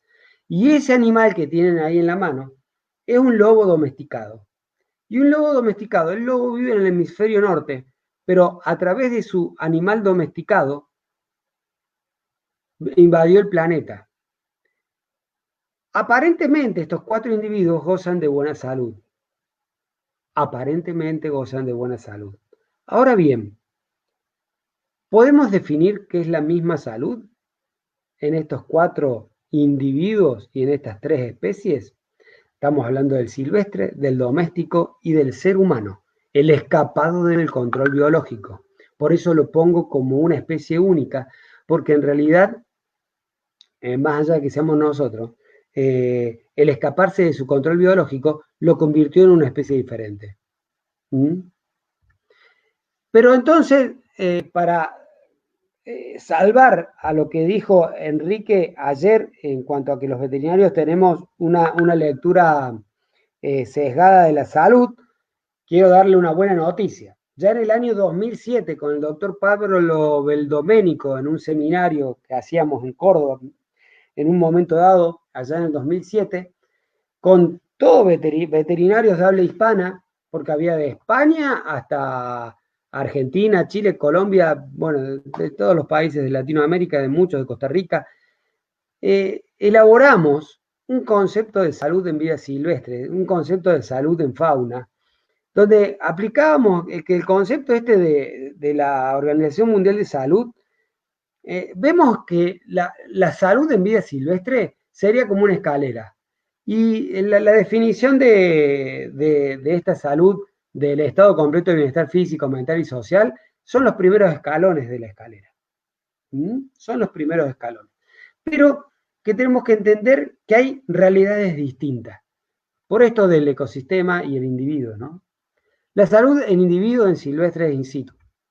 Le llamamos salud a un individuo en la naturaleza al estado homeostático, que permite que un individuo cumpla su función ecológica en su ecosistema, sin manifestar signos clínicos de enfermedad y en equilibrio con sus potenciales patógenos endémicos. Esos potenciales patógenos endémicos, ayer Enrique los llamaba simbiontes, ¿no? Pero es como que nosotros ya empezamos a trabajar, por lo menos los veterinarios que trabajamos en fauna, o que de alguna manera es la motivación de nuestra carrera, la fauna silvestre, ¿no? Y ya no solamente nos jugamos a trabajar en la definición de salud en individuos, sino de las poblaciones silvestres. ¿Y qué es la capacidad de una población de responder a los cambios naturales que se dan en su ecosistema? De manera que las dinámicas comportamentales, fisiológicas, de variabilidad genética, de infecciones e infestaciones, sean las correspondientes a su historia natural. O sea que hablamos ya de la resiliencia de las poblaciones animales y que más allá de los problemas existentes en los ecosistemas, que esas poblaciones puedan acomodarse a ese estado para poder tener variabilidad genética y seguir su paso de la historia natural. Bueno, esto lo hicimos in situ, pero ex situ también tuvimos que definir las enfermedades en forma diferente. Y la definimos también en forma de individuos silvestres ex situ en cautiverio. Y un individuo, definimos que un individuo silvestre, acá cambia la historia, cautivo sano, es aquel que esté fisiológica, etológica y clínicamente estable y esté libre de agentes patógenos identificados como potenciales problemas sanitarios para sí mismo y para otras especies de su entorno, porque a lo mejor a 10 metros hay otra especie donde ese individuo potencialmente no es patógeno para él, pero sí para la otra especie. Acá se complicó un poco el asunto. Y la salud del grupo, el grupo de animales silvestres ex situ, es un grupo de animales silvestres cautivos sanos, es aquel en el que virtualmente no existen casos de enfermedades aparentes y su comportamiento social se aproxima en lo posible al de una población silvestre. Bueno, quiero para hablar de un poquito de cuestiones sanitarias en lo que es una rehabilitación de fauna silvestre, entender que vamos a encontrar todos los puntos críticos de control sanitario para los veterinarios que de alguna forma, en algún momento de nuestras vidas, ya sea en nuestra carrera de grado o en forma de posgrado, hemos visto lo que es el método Hazard. Esto nos puede resultar familiar. Los puntos críticos de control sanitario, desde el lugar de rescate hasta la liberación, ocurren y existen momentos y sitios donde el veterinario debe estar en sobreatención. ¿Qué es el método Hazard? Es el registrar y describir todas las medidas para un control de calidad sistemático y consciente de los riesgos en todas las etapas. Desde que es capturado, desde que está un animal capturado, por ejemplo, en una jaula donde hubo un montón de ejemplares, no solamente en ese momento, sino a lo mejor en el día anterior y en el anterior y en el anterior, y que no ha sido convenientemente desinfectada, bueno, ya empieza ahí el problema. Entonces, ese es el primer punto crítico de control, hasta el último punto crítico de control, que va a ser la jaula de transporte donde es liberado, donde es llevado para la liberación. En ese proceso y con todo lo que vimos, existen muchísimos puntos críticos de control sanitario que tenemos que tener atención de sobremanera. Bueno, una vez delineado el protocolo, debo escoger los momentos donde buscaremos agentes potenciales. ¿Cuáles serán los sitios y los momentos donde debo entender que los animales estarán más expuestos? Y para ello debo diagramar el ciclo desde el rescate hasta la potencial liberación. Bueno, entonces, los animales silvestres que son capturados empiezan a ser un problema. ¿Y dónde tienen problema? Primero, los animales silvestres evolucionaron para no mostrar síntomas de enfermedad, porque lamentablemente en la naturaleza el enfermo pierde. El enfermo es el primero que es consumido por la presa, por el predador, perdón.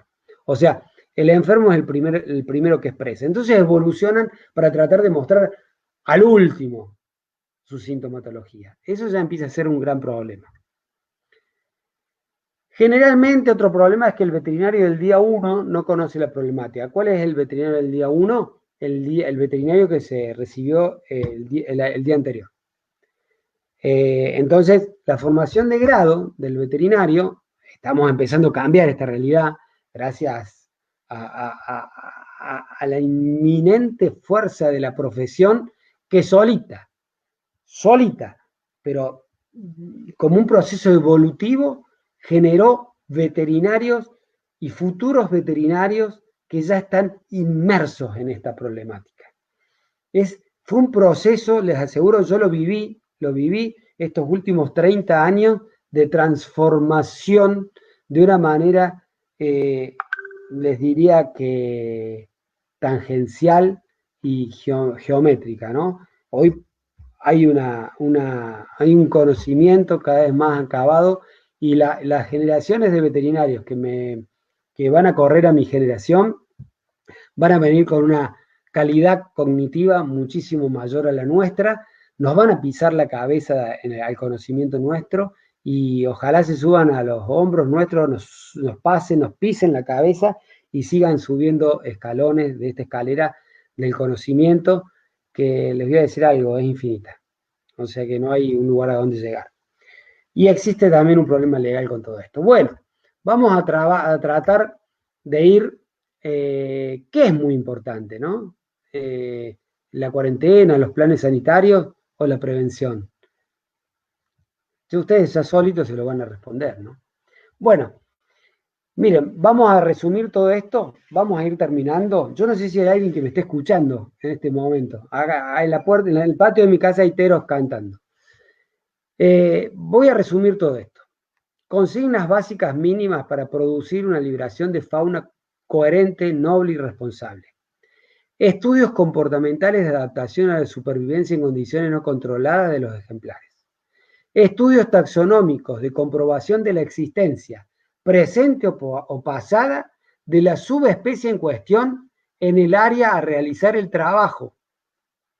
Luego, la capacidad de carga de dicha área y la posibilidad de adaptación de los individuos al ecosistema imperante.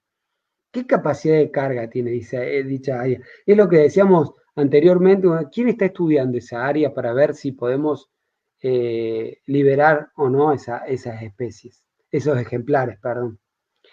Concienzudo examen clínico de los ejemplares con todos los métodos complementarios posibles y necesarios para evitar cualquier riesgo de la salud de la comunidad in situ. Pero yo condigo en esto, digo, estoy de acuerdo con lo que planteaba ayer Enrique.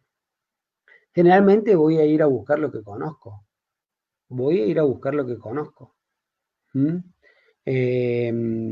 A mí estamos viviendo, esta charla la estamos haciendo porque estamos en cautiverio. Estamos en pandemia, ¿no? Estamos en cuarentena, mejor dicho, más que en cautiverio, en cuarentena. Y porque si no, no se nos hubiera ocurrido esta explosión de la virtualidad.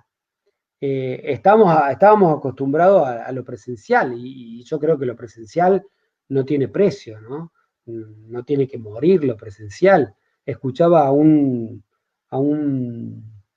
no sé si era un filósofo italiano, pero sí era un educador, estoy seguro, que hablaba de los valores de la educación presencial. Yo, por ejemplo, ahora estoy hablando y les voy a ser franco, no sé si hay alguien que me esté escuchando, porque lo único que estoy viendo es la pantalla de la computadora mía. Ni siquiera me estoy viendo yo si realmente estoy hablando. O sea, me estoy escuchando, pero no tengo ni siquiera la pantallita que teóricamente debieran tener ustedes. Bueno, ni estoy viendo la cara de ustedes, ni estoy viendo si se me han dormido. No estoy viendo nada, no estoy viendo nada. O sea que este de virtualidad, ahí lo escuchá Fidel, parece que hay alguien vivo. Por lo menos Fidel está despierto. Porque estoy terminando, Fidel, tranquilo. Soy el único que está habilitado con el micrófono y con seguridad que el resto nos está siguiendo y ten por seguro. Dale, Fidel, dale. Fantástico, ahí terminamos. Bueno, que hayan desaparecido las causantes de la disminución o extinción de las poblaciones naturales, porque yo no puedo liberar un animal en un ambiente donde todavía no desapareció la causa que lo llevaron a la extinción. Contar con los medios para realizar el monitoreo posterior a la liberación de los ejemplares naturales, esto es costosísimo. Costosísimo. Quienes trabajaron muy bien en este tema, y en esto yo rescato esto, es la gente de la Fundación Bioandina y el Zoológico de Buenos Aires. Era el Zoológico de Buenos Aires porque realizaban los monitoreos posteriores a la liberación de los ejemplares en la naturaleza. Y luego desplegar una estrategia educativa que contenga como mínimo esto: las dificultades que acarrea llevar adelante un programa de este tipo, los beneficios del programa, las características del ecosistema en donde se llevará a cabo la liberación y la función de la especie en cuestión en ese ecosistema. O sea, esta estrategia educativa volcarla. Y si realmente tenemos prensa a la hora de hacer la liberación, tenemos que contar estas cosas y no creer que soltamos, abrimos la jaula y hacemos el aplauso y se acabó el problema, porque ahí el problema recién comienza de nuevo. ¿Mm? Bueno, no me quiero enojar, al contrario, quiero ser propositivo. Y para ser propositivo, nos tenemos que preguntar si es una alternativa para la conservación, el rescate, la valoración, la atención, la derivación, la rehabilitación y la liberación de fauna silvestre.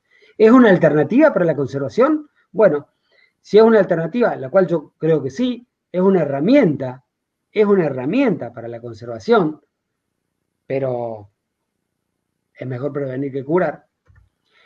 Voy a dar dos ejemplos exitosos.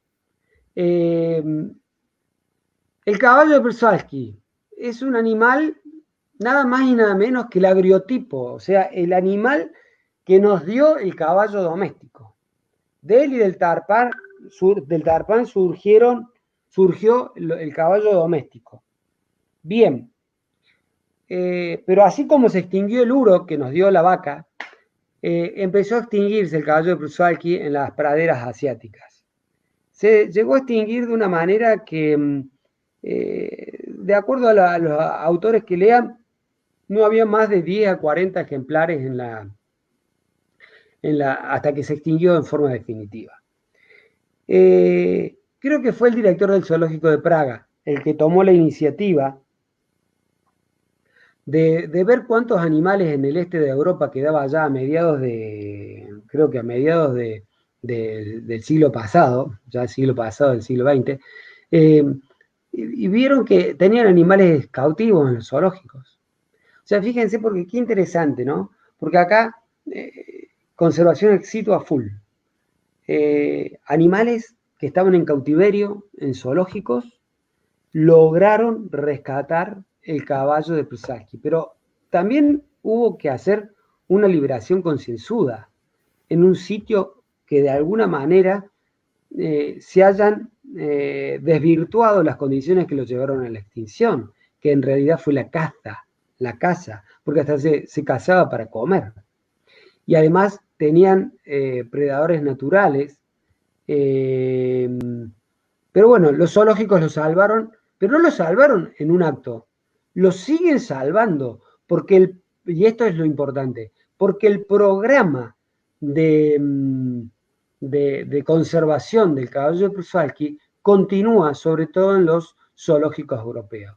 Continúan animales reproduciéndose en los zoológicos y cada tanto se continúan realizando liberaciones en 3 puntos distintos de Asia, en el desierto de Gobi, en Mongolia, en praderas rusas, para de alguna forma ir fortaleciendo esas poblaciones y que esas poblaciones del caballo, del agriotipo que nos dio ese caballo tan ingenioso, tan noble y que cambió la estructura de la civilización humana. Bueno, y pasó del estado crítico a un estado de amenaza. Fíjense acá abajo, ustedes van a ver, estaba en estado crítico y ahora está en un estado de amenaza, pero por lo menos ahora las poblaciones en la naturaleza ya tienen buena salud y cada vez la van a tener más. Otro ejemplar que lo va a salvar, si lo salva, la conservación ex situ, va a ser el famoso Cyanopsitta spixi. Digo famoso porque, si bien no con todas las relaciones concretas, el famoso Cyanopsitta spixi fue el protagonista de la película Río. Si bien parecía más un jacinto que un Cyanopsitta spixi, en esta estaba basada la historia, ¿no? No hay tiempo, pero les digo, lean la historia de este animal porque vamos a entender la conservación de la dificultad que existe para conservar naturaleza. Pero hoy es una especie muy particular. Este animal está extinto en la vida libre, en la naturaleza. Los únicos ejemplares que quedan están en cautiverio.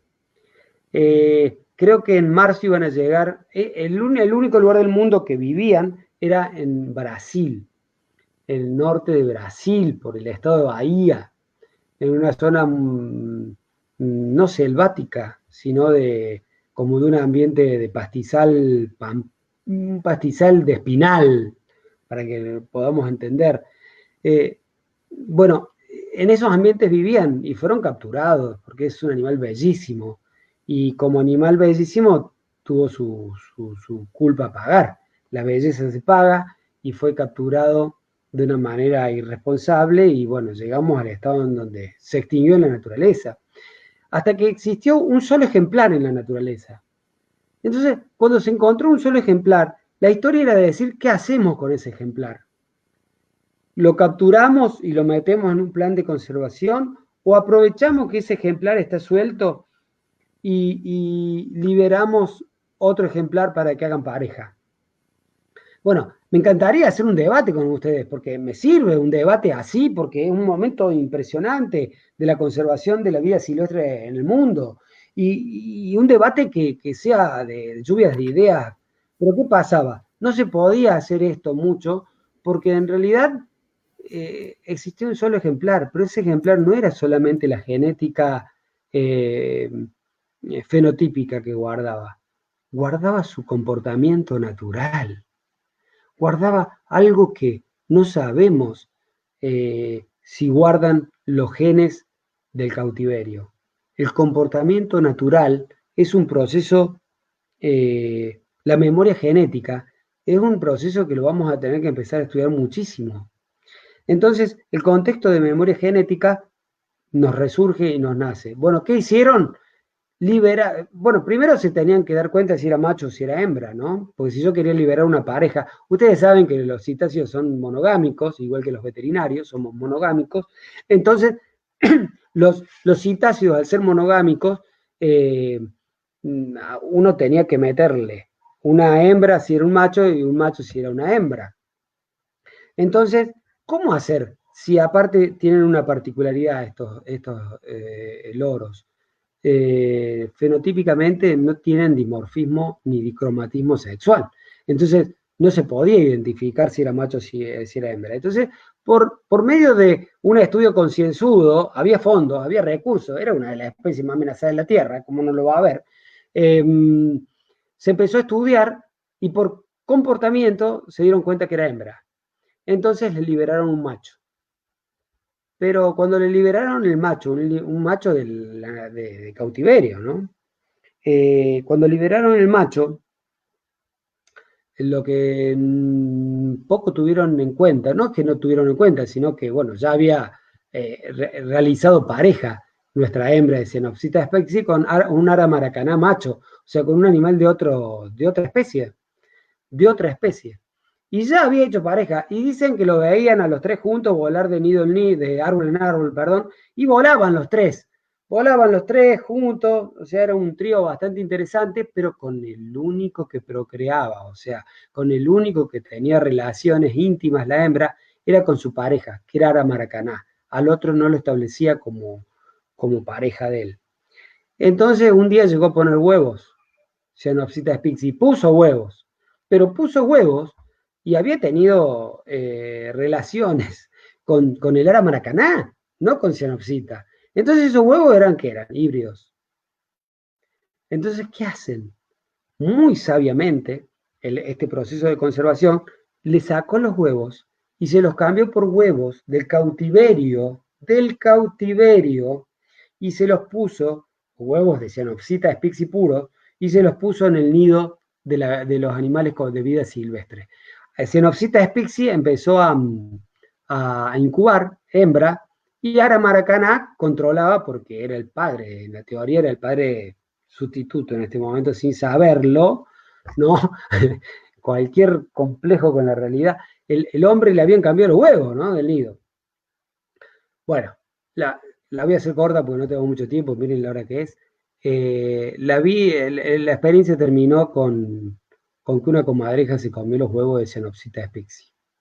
O sea, luego el Cenopsita spixi macho que se había liberado murió electrocutado en un cable de luz.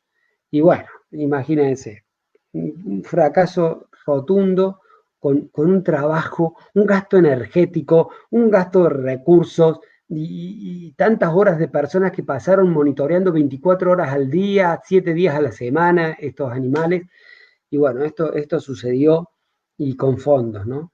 Es una especie que es lo peor que nos puede pasar.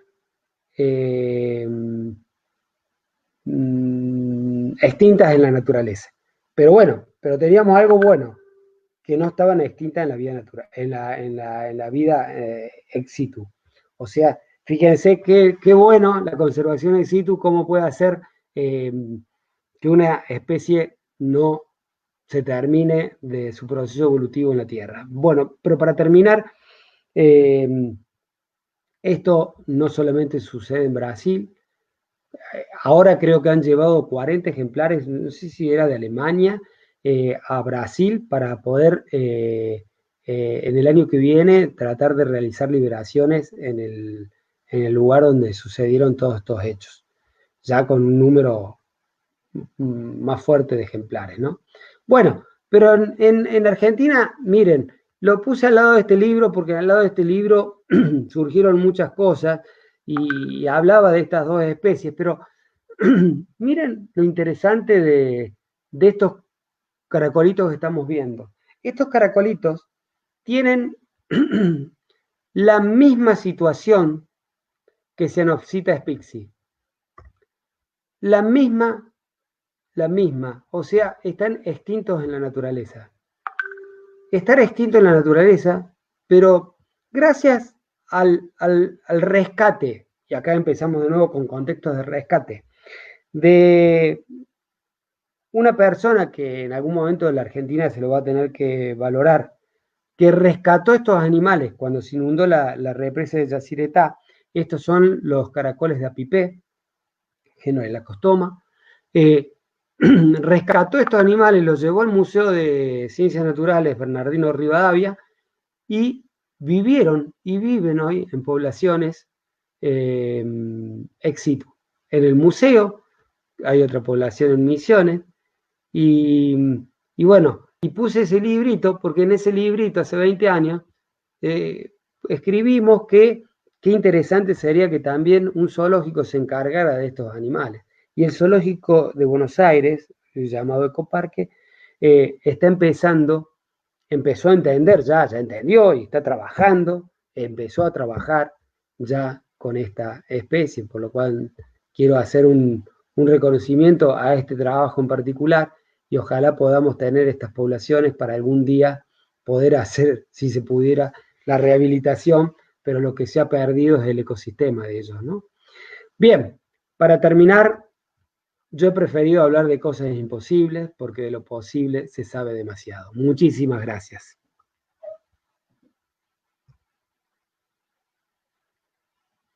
Fidel, ¿estás despierto? Estoy acá, pero no solo, sino junto a nuestros cibernautas, a nuestra ciberaudiencia, como quiera llamárselo, porque no sé qué nombre tiene todo esto, pero y mira que te queremos agradecer y también tenemos toda una lluvia de preguntas. No sé si nos va a dar el tiempo. Te voy a hacer una propuesta, Fidel. Yo te voy a poner, se lee acá. A ver, quiero salir. Hola. Sí, te estamos viendo. Bueno, yo quiero verte, a ver si cómo puedo hacer para verte. Corta la presentación. La presentación, cortala. ¿Cierto? A ver ahí. Ahora sí, ¿puedes verme? No. A ver, sí, ahí voy. Ahí estoy. Fantástico. Ahí, ¿puedes leer esto? Tiempo. Damos tiempo. Bueno. No, te voy a hacer las preguntas, pero te voy a pedir que sean lo más breves posibles para tratar de cubrir y no dejarles con la duda a nuestra ciberaudiencia. Y en la medida que va respondiendo, te pongo esto y pasamos a la siguiente pregunta. Bueno. Dice, ¿es recomendable que dentro de un área natural protegida haya un centro de recuperación y rehabilitación? ¿O se recomiendan que estén fuera de ellas? Es preferible que estén fuera de ellas. Desde el punto de vista de la cuarentena, o sea, llevar animales a un área protegida que pueda tener algún tipo de, acordémonos, estamos llevando ecosistemas. Entonces, listo, ya la respuesta está hecha. Es mejor tenerlas afuera. Como el área de cuarentena, también es mejor tenerla afuera del centro de rehabilitación. Ya, muy bien. Sobre los infantes que llegan a los centros de rescate debido al tráfico, atropellos de las mamás o accidentes, ¿qué piensas sobre el futuro de esos animales? ¿Qué consideraría el mejor futuro para esos casos? Bueno, ya les digo, el 80%, de acuerdo a las estadísticas, son animales que no van a volver a su ambiente natural, ¿no? El 80%. Ahora, hay que ver, cada caso va a ser administrado con distinto grado de... No es lo mismo que si estoy hablando de una especie netamente amenazada, con lo cual necesito esos genes para liberarlos, o lo que sería distinto de un animal que no tiene riesgo ecológico, ¿no? Entonces, ahí voy a atender más la problemática poblacional que la individual.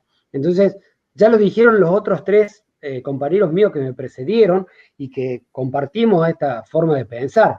Tenemos que ser cautelosos, los recursos son pobres y tenemos que hablar individuo por individuo y especie por especie. Hay que ver esos animales niños, porque no los vamos a poder liberar hasta por lo menos que se sepan valer por sí mismos. Entonces vamos a requerir un proceso muy complicado, porque no es fácil, aún no habiendo sido tranquilados con el hombre, el proceso de rehabilitación es muy complicado en animales que de chiquititos han sido entrados al cautiverio. Muy bien, gracias, Fidel. ¿Qué opinión tiene sobre el proyecto de reintroducción del jaguarete en corriente? ¿Cree que es factible la supervivencia? Tomen en cuenta que los ejemplares que se usaron como reproductores fueron traídos de otras zonas. Bueno, es una pregunta interesantísima, que da para un debate y yo no tengo los elementos y espero que la gente de Iberá sí los tenga, del ambiente, cómo está, ¿no? Yo sé que han tratado de poner presas suficientes para que el jaguarete coma suficiente y no tenga que trasladarse. No tengo los elementos suficientes como para responder seriamente una pregunta tan seria. Quiero ser cauto en la respuesta, no evado la respuesta, sino que trato de definir que para hacer ese tipo de respuesta ante una pregunta tan interesante, me encantaría tener todos los elementos, ¿no?, en la mesa, que poder contar con todos los elementos y poder hacer simplemente mi mirada, que eso no quiere decir que sea la verdad, sino mi mirada. Muy bien, gracias. Buenas noches, gracias por la charla. En esta época de pandemia por COVID-19, ¿qué recomendaciones da respecto a individuos rehabilitados y aptos para ser liberados? La verdad que no entiendo qué relación hay con la pandemia de la COVID-19. ¿Saben qué? Decimos el COVID y en realidad la palabra es femenina, ¿no? Porque es la enfermedad del coronavirus. Virus, de disease, enfermedad. O sea, la COVID, no sé cuál es la relación que existiría con la liberación. Por ahora, Sí, Fidel. No, porque estoy por ahora la entender. relación es con... Sí. No, te decía que estoy tratando de Parecería, entender la pregunta. Sí, es posible que se refiera que han habido algunos casos en Bolivia que durante la época de la COVID-19 se han realizado algunas liberaciones. Entonces, justo entiendo que su bueno, pregunta va referido a esto. Si deben pasar estos por una rehabilitación, ¿están aptos para ser liberados, más aún en esta época? bueno, a ver, tenemos que depender de qué especie estamos hablando, ¿no? Entendemos que el orden carnívoro por ahora y el orden quiróptero es por ahora los únicos los dos órdenes que de alguna manera han tenido los receptores suficientes como para que el virus interfiera con ellos. De ahí en más, todos los otros órdenes y todas las otras clases de animales no tendrían que tener ninguna cautela distinta a todo lo que vimos anteriormente, pero que, que el coronavirus no debiera ser, salvo en estos dos órdenes, ¿no? Quirópteros, y quizás yo lo plantearía porque todavía estaría en discusión los primates, porque en orden primates, quirópteros y carnívoros, retendría yo un poco la historia. Pero en todos los demás animales, en todas las clases que no sean mamíferos y en todos los órdenes que no sean estas tres órdenes que acabo de mencionar, probablemente no tendríamos dificultad de hacerlo. Por ahí pondría alguna reticencia en esos tres órdenes que acabo de decir. Muy bien, muy bien. Vamos por la otra. Las áreas protegidas tienen categorías de conservación. En ese marco, en un área natural de manejo integrado y donde existen asentamientos humanos y aprovechamiento de recursos naturales, es posible tener un centro de custodia.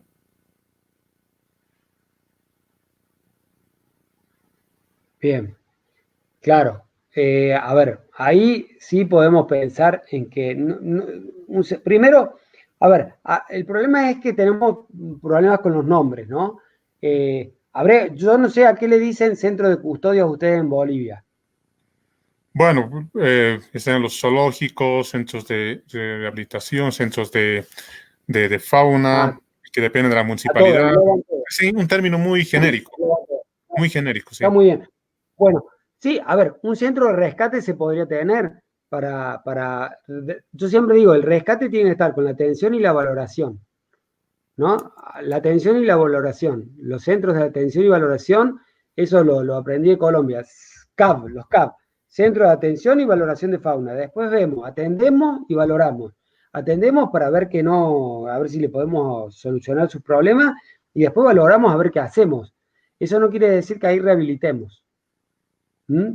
Atendemos y valoramos. Y después vemos cómo hacemos para derivar ese animal a un centro de rehabilitación si existiera. Bueno, tenemos otro que hace una pregunta de manera muy particular, pero entrepone esto a la senda verde. Pregunta para Basqueto. ¿Ve muy lejano que se establezca un sistema de centros de rescate de fauna en conjunto con la Administración de Parques Nacionales de la Argentina? Siendo guardaparque nacional, estoy muy interesado en conseguir eso. Bueno, no sé si se entiende Bueno, bien toda la pregunta. a ver, hay como una contraposición. En Argentina, nosotros tenemos autoridades de aplicación provincial y autoridades de aplicación en los parques nacionales, que en los parques nacionales son como pequeños reductos donde APN, o sea, la Administración de Parques Nacionales, tiene su propia normativa para establecer pautas. Entonces, hay que ver de dónde vienen los ejemplares, hay que ver de dónde provienen y hay que ver quién sería el encargado de hacer todo este proceso que acabamos de contar, que no es fácil ni económico, pero está muy bien plantearse, por ejemplo, hoy por hoy, los parques nacionales solos en sí mismos no certifican conservación. Es terrible lo que acabo de decir. O sea, Mm. a ver lo que digo. Sabemos, por ejemplo, que la ranita dorada de Costa Rica se extinguió adentro de un parque nacional. ¿Estamos? Sabemos que, por ejemplo, en el Parque Nacional San Guillermo, en la provincia de San Juan, en Argentina, eh, podemos decir que las poblaciones de vicuñas adentro del Parque Nacional están con una seria amenaza, ¿no? Y las poblaciones han disminuido en forma exponencial en los últimos 2 años. O sea que el Parque Nacional por sí mismo, ya hoy, ni qué hablar de los parques nacionales donde hay cazadores furtivos. No nos alcanza. Entonces es como que tenemos que salir a buscar alternativas superadoras y está bien que pensemos en estas cosas. está bien que pensemos, yo al guardaparque este que está hablando le mando un abrazo, no sé quién será, pero le mando un abrazo muy grande, porque está bien que lo piense así. Ahora, tenemos que contextualizar la racionalidad, tenemos que ver si la especie lo amerita y tenemos que ver si geográficamente el parque ese, el que sea, donde haríamos el trabajo, amerita que esa especie eh, requiera de alguna reconstitución genética para poder involucrar nuevos ejemplares. ¿Mm? Bueno, ahí tenemos, y dice, y lo formuló así una pregunta rápida. ¿Qué opina de los animalistas? Y es gente con un corazón muy grande, es gente, yo probablemente estudié veterinaria porque era un animalista, y o un animalista en ese contexto que estamos dándole ahora a estas definiciones, ¿no? Eh, Creo que todos empezamos siendo animalistas hasta que vamos encontrándonos con ciertos procesos en la vida, nos van formando y forjando a golpes y a porrazos, y bueno, y vamos tratando de meterle cautela a la pasión y el amor, racionalidad a la pasión y el amor, le vamos poniendo valor cognitivo a esa pasión y ese amor que tienen los animalistas, y en ese cóctel de amor, pasión, racionalidad y, y conocimiento, que no quiere decir que el conocimiento sea algo que lo da la academia de la ciencia, sino que hay un montón de contextos que se pueden dar y el conocimiento, la universidad de la vida, como se plantea, siempre Enrique Richard decía eso, no hace falta que el conocimiento sea académico, sino que el conocimiento nos ha marcado que con el animalismo, o sea, con el amor y la pasión, no vamos a salvar la naturaleza. Tenemos que ponerle un poquito más de valor intrínseco, pero guarda. Ese amor y esa pasión es el motor de todos, de los animalistas y de los conservacionistas, porque sin amor y sin pasión, ninguno de los que están ahí escuchando están escuchando. Fidel no estaría ahí desde Bolivia tratando de conectarme y hacer todas estas cuestiones mágicas para que yo esté hablando, ni yo estaría hablando, porque lo único que nos está motivando ahora es el amor y la pasión. Aquellas dos cosas que los animalistas tienen, y yo lo rescato a eso, ¿no?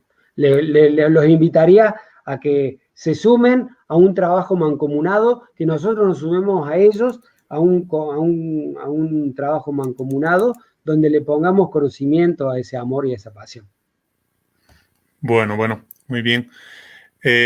Otra pregunta que nos dice, ¿considera que hay que aplicar algún centro de recuperación y rehabilitación para los cuervos de Boedo, cuya población está en franco descenso? Ya sabes de dónde viene, ya sabes de dónde viene, además de eso.